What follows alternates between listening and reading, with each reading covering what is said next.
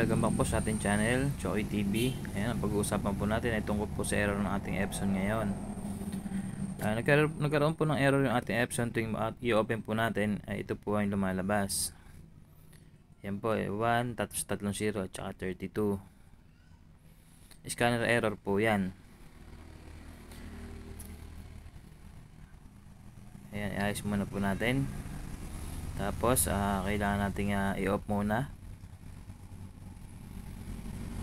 Ayan, pagka na-i-off na po natin, ayan, silipin po natin yung kabilang gilid. Andyan po kasi yung flex cable ng scanner. Diyan po nakasaksak sa bandang gilid na yan. Diyan po natin makikita. Ayan, bago po lahat, ayan, alisin muna po natin yung cord, yung power cord, alisin muna natin. Tapos, iyan natin gamit po yung ating screw. Iyan natin yan. Meron naman po lagayan niya sa taas para mailagay niyo po yung pinakadulo ng screw. Ngayon po dito, i-check po natin yung flex cable ng scanner. Ayan, tanggalin po muna natin para makita nyo po. Ayan yung may kulay blue. Yan po yung flex cable ng ating scanner. Ayan, makita nyo po yan yung flex cable po na yan. Ayan, nasalat ko po yan.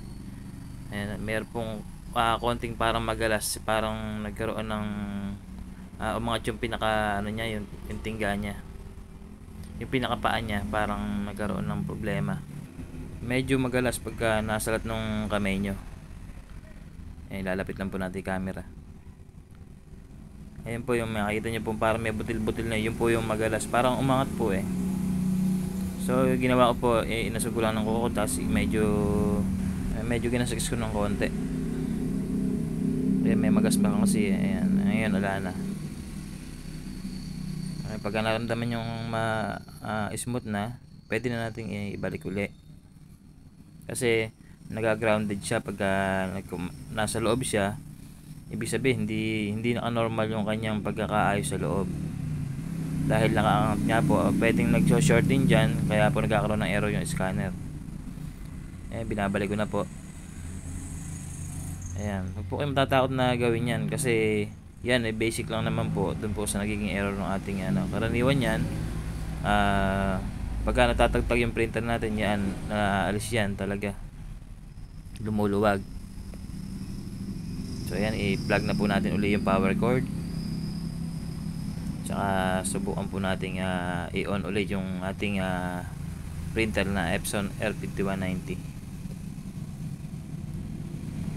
Ayan, tanggalin nyo po muna yung screw, tapos i-on na natin. Ayan, pansinin nyo po kung ano po yung mangyayari ngayon, kung okay na ba o hindi pa.